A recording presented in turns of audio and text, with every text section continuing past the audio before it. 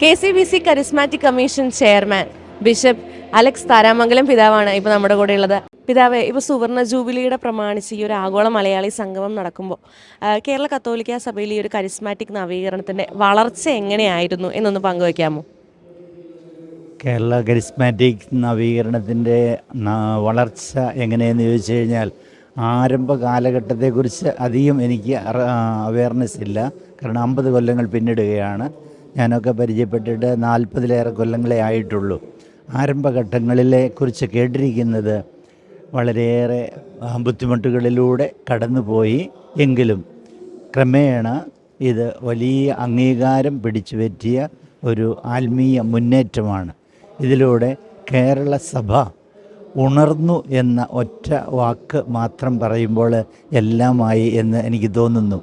സാധാരണ ജീവിതം, ക്രിസ്തീയ ജീവിതം നയിക്കുന്ന മനുഷ്യരിലേക്ക് ജീവിക്കുന്ന സജീവനായ ദൈവം എന്ന ഒരു ശക്തമായ ആശയം, പരിശുദ്ധാത്മ പ്രവർത്തനങ്ങൾ എന്നതിനെക്കുറിച്ചുള്ള ഉൾക്കാഴ്ചകൾ, അങ്ങനെ ജീവിതം മുഴുവനും വലിയ സന്തോഷത്തോടു കൂടി കൊണ്ടു നടക്കുന്ന അനേക ആത്മായർ, വൈദികർ, സിസ്റ്റേഴ്സ്, ഇവ മുഴുവനും സഭയുടെ വലിയ ഉണർവിൻ്റെ ഒരു കാലഘട്ടത്തിൻ്റെ സംഭാവനയാണ്.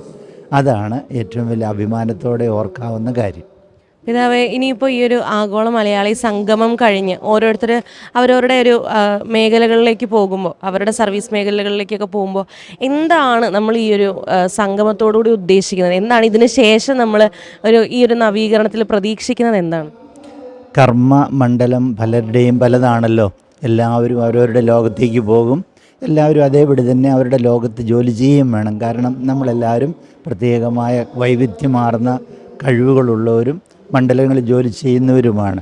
അത് തീർച്ചയായും അങ്ങനെ തന്നെ പോകണം. പക്ഷെ അവിടെ നമുക്ക് ഈശോയ്ക്ക് വേണ്ടി, സഭയ്ക്ക് വേണ്ടി എന്ത് ചെയ്യാൻ കഴിയും എന്ന് ഒന്നുകൂടെ ചിന്തിക്കുവാനും ആറിക്കിടക്കുന്ന അല്ലെങ്കിൽ മൂടിക്കിടക്കുന്ന കനലുകളെ ജ്വലിപ്പിക്കുവാനുമുള്ള ഒരു ശ്രമമായിരുന്നു ഈ ആഗോള മലയാളി സുവർണ ജൂബിലി സംഗമം. ഇവിടെ വന്ന സമയത്ത് ഞാൻ ശ്രദ്ധിച്ചൊരു കാര്യമാണ്, യുവാക്കൾക്കും കുട്ടികൾക്കും ഒക്കെ വ്യത്യസ്ത വേദികളൊക്കെ ഒരുക്കിയിട്ടുണ്ടായിരുന്നു. അതായത് അവരിലേക്കും കൂടി നമ്മൾ ഈ ഒരു കരിസ്മാറ്റിക് മൂവ്മെൻറ്റ് അവരിലേക്ക് കൊടുക്കേണ്ട ഒരു ആവശ്യകത ഉണ്ടെന്ന് മനസ്സിലാക്കി. പിതാവിൻ്റെ അതിനെപ്പറ്റിയുള്ള കാഴ്ചപ്പാട് എന്താണ്?